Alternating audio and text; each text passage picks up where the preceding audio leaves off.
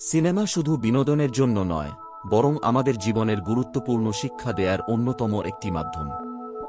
এমন অনেক সিনেমা রয়েছে যা আমাদের জীবনকে নতুনভাবে ভাবতে শেখায়, আমাদের মানসিকতা পরিবর্তন করে এবং জীবনের প্রতি ইতিবাচক দৃষ্টিভঙ্গি গড়ে তোলে। লক্ষণীয় সিনেমার তালিকা দেওয়া হল যা সবারই দেখা উচিত। Dead poets society. Dead poets society 1989। স্বপ্নের পেছনে ছুটুন, নিজেকে আবিষ্কার করুন। এই সিনেমাটি ছাত্র শিক্ষক সম্পর্ক এবং একজন শিক্ষকের ছাত্রদের অনুপ্রাণিত করার গল্প নিয়ে। জন কিটিং নামের একজন শিক্ষক তার ছাত্রদের সমাজের বাঁধাধরা নিয়ম থেকে বেরিয়ে এসে নিজের মতো করে জীবন গড়ার পরামর্শ দেন। এই সিনেমাটি আমাদের শেখায় যে জীবনে নিজের পথ নিজে গড়তে হবে এবং নতুন দৃষ্টিভঙ্গিতে জীবনকে দেখার চেষ্টা করতে হবে। শিক্ষণীয় দিক: নিজের ভেতরের শক্তি ও সম্ভাবনা আবিষ্কার করুন। সৃজনশীল চিন্তাভাবনা এবং সাহসের সাথে জীবনযাপন করুন। আ বিউটিফুল মাইন্ড, আ বিউটিফুল মাইন্ড 2001। মেধা ও মানসিক সমস্যার সঙ্গে লড়াই। এই সিনেমাটি বিখ্যাত গণিতবিদ জন ন্যাশের জীবনী অবলম্বনে তৈরি। জন ন্যাশ একজন গাণিতিক প্রতিভা, তবে তিনি মানসিক সমস্যার স্কিজোফ্রেনিয়া শিকার হন। সিনেমাটি তার এই মানসিক সমস্যার সাথে লড়াই করে এবং নিজের মেধা ও শক্তি দিয়ে জীবনে অসামান্য সাফল্য অর্জনের গল্প তুলে ধরে। এটি আমাদের শেখায়, মানসিক এবং শারীরিক সমস্যা থাকলেও জীবনকে এগিয়ে নিয়ে যাওয়া সম্ভব। শিক্ষণীয় দিক: মানসিক চ্যালেঞ্জ থাকলেও জীবনে এগিয়ে যাওয়া সম্ভব। দৃঢ় মনোবল এবং মেধা জীবনের সকল বাধা অতিক্রম করতে পারে। Parachute of happiness. প্রত্যেকটি সফল মানুষের সফলতার পেছনেই রয়েছে ব্যর্থতার নির্মম কোনো গল্প। সংগ্রাম না করে জীবনে কেউ কখনো বড় হতে পারেনি। পৃথিবীর সেরা ধনীদের জীবন কাহিনী ঘাঁটলেও দেখা যাবে কোনো না কোনো এক সময় করে আসা কঠিন জীবন সংগ্রামের গল্প। তাদের অতীতের এসব গল্প যেমন বাকিদের জন্য শিক্ষামূলক, ঠিক তেমনি অনুপ্রেরণাদায়ক। পরাজয়, চ্যালেঞ্জ আর অক্লান্ত পরিশ্রমের মধ্য দিয়ে যাওয়া এক সেলসম্যানের গল্প দ্য প্যারাশুট অব হ্যাপিনেস। স্ত্রী ছেড়ে চলে যায় তাকে, বাড়ি ভাড়া পরিশোধ করতে না পারায় হারান মাথা গোঁজার ঠিকানাটিও। কিন্তু সবকিছু ছাপিয়ে তার মাথায় একটি চিন্তা, আর সেটা হলো নিজের সন্তানের জন্য একটি নিরাপদ ভবিষ্যৎ নিশ্চিত করা। জীবনের সঙ্গে তার এই অদম্য যাত্রায় একবারও আশা ছাড়েনি, হোঁচ খেয়েছে বারংবার, কিন্তু ঘুরে দাঁড়িয়েছে আবারও। সিনেমাটিতে অসাধারণ অভিনয়ের জন্য অস্কার এবং গোল্ডেন গ্লোব পুরস্কারের মনোনয়ন পান অভিনেতা উইল স্মিথ। উইল স্মিথের ছেলের চরিত্রে অভিনয় করেন তারই ছেলে জ্যাডেন স্মিথ। এ মুভিটি কেন দেখবেন? দ্য পারস্যুট অব হ্যাপিনেস জীবনযুদ্ধে জয়ী এক মানুষের গল্প। তার চেয়ে বড় কথা, এটি এক বাবা এবং তার পুত্রের গল্প। মুভিটিতে নেই কোনো চাকচিক্য, নেই কোনো আকস্মিক চমক। হলিউডের গ্ল্যামারাস জগতের বাইরের এ মুভিটি সকলের ভালো লাগবে কিনা তা জানা নেই, তবে মুভিটি দেখলে আপনি কিছুটা হলেও আবেগী হয়ে উঠবেন, তা হলফ করে বলা যায়। দ্য গডফাদার শুধুই উপন্যাস নাকি তার চেয়েও বেশি কিছু? দ্বিতীয় বিশ্বযুদ্ধ শেষ হয়েছে, আমেরিকার অর্থনীতির অবস্থা শোচনীয়। এর মধ্যেই মাফিয়া পরিবারগুলোর ব্যবসা চাঙ্গা হয়ে উঠছে। তেমনই একটি পরিবার হল কর্লিওনি। এই পরিবারের প্রধান হলেন ভিটো কর্লিওনি গডফাদার। আর কর্লিওনি পরিবারকে ঘিরেই গড়ে উঠেছে দ্য গডফাদার উপন্যাসের কাহিনী। মারিও পুজোয়া উপন্যাসটি সৃষ্টি করেছেন প্রেম, ভালোবাসা, বিশ্বাস অবিশ্বাসের অপূর্ব মিশ্রণে। যারা এখনও এই উপন্যাসটি পড়েননি তারা বিশ্ব সাহিত্যের বিরাট একটি অংশ মিস করছেন। উপন্যাসটি যে একবার শুরু করবে সে আর শেষ না করে ছাড়তে পারবে না। মারিও পুজোয়ার এই উপন্যাসটি নিয়ে সিনেমাও বানানো হয়েছে। সিনেমাগুলোতে কখনো দেখার ইচ্ছে হয়নি, কারণ মারিও পুজোয়ার বর্ণনায় চরিত্রগুলো আমি আমার মত করে কল্পনা করে নিয়েছি। চোখ বন্ধ করে গডফাদার ভিটো কর্লিওনির কথা ভাবলেই আমি তাকে দেখতে পাই। সিনেমা দেখলে আমি আর আমার মতো করে চরিত্রগুলো দেখতে পাব না। দ্য গডফাদার মারিও পুজোয়ার অসামান্য একটি সৃষ্টি। এ মুভিটি কেন দেখবেন? মাফিয়াজগত নিয়ে এখন পর্যন্ত সেরা ছবি বলা হয় দ্য গডফাদারকে। ইতালির সিসিলি থেকে আসা সাধারণ একজন ভিটো কর্লিওনি ভাগ্যক্রমে হয়ে যায় আমেরিকার অন্ধকার জগতের ডন। 1972 সালে মুক্তি পাওয়া এই ছবিটি 3টি বিভাগে অস্কার জিতে নেয়।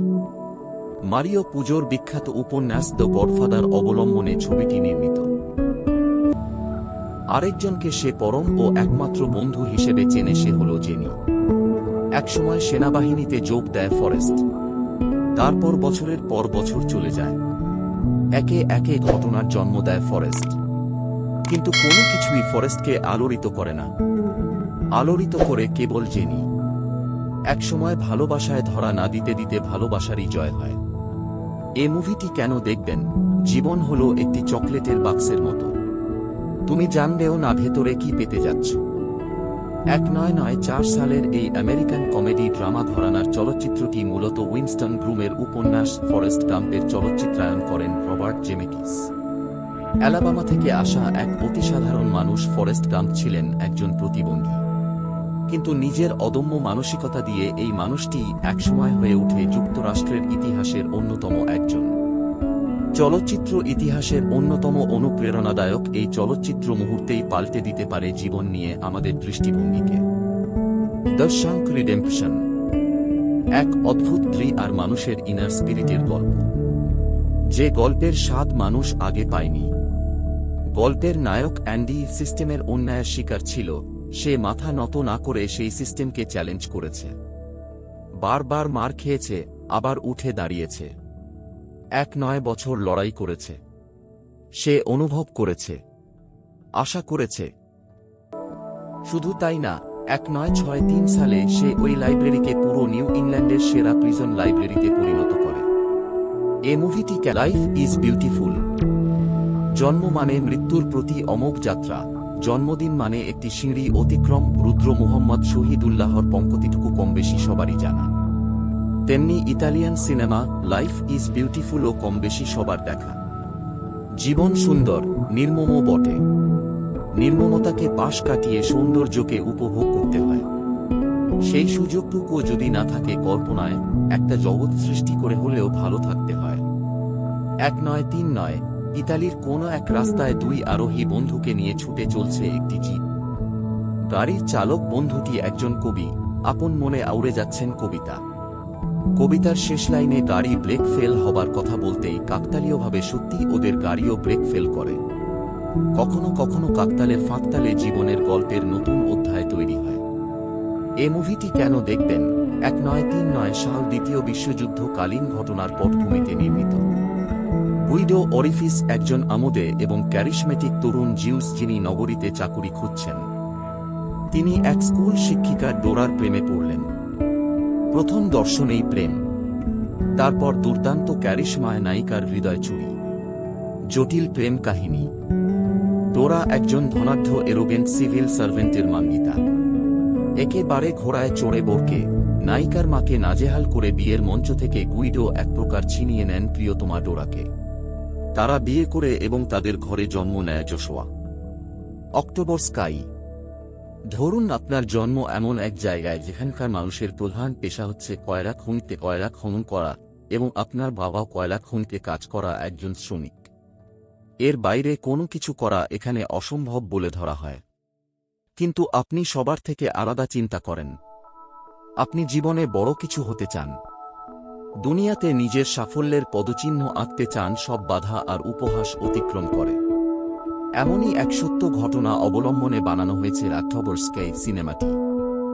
1957 সালের অক্টোবর মাসে পৃথিবীর প্রথম কৃত্রিম উপগ্রহ স্পুটনিক লঞ্চ হওয়ার পর তা আকাশে বিচরণ করতে দেখে কোলুড গ্রামের হোমার হিকাম নামে এক স্বপ্নবিলাসী কিশোরের ইচ্ছা জাগে রকেট বানানো শেখার, যেন একদিন সেও এমন একটা কৃত্রিম উপগ্রহ তৈরি করতে পারে।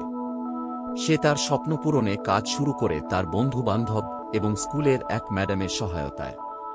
কিন্তু পদে পদে হিকাম তার গ্রামবাসী এবং তার পরিবারের ঠাট্টাবিদ্রূপের শিকার হয়।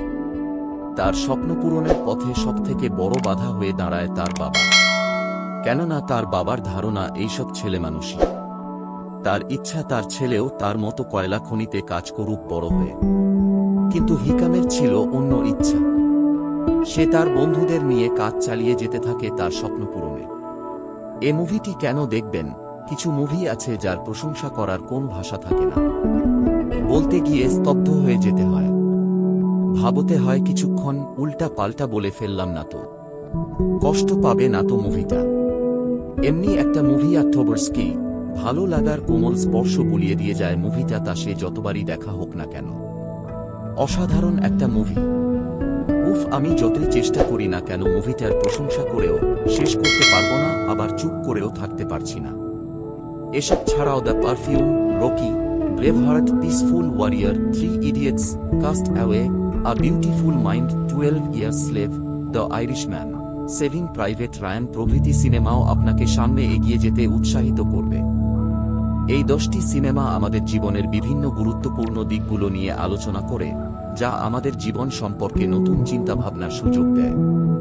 জীবনের চড়াই উতরাই, সংগ্রাম, স্বপ্ন পূরণের ইচ্ছা এবং আশাকে ধরে রাখার শক্তির দিক থেকে এগুলো আমাদের জন্য অনুপ্রেরণার উৎস।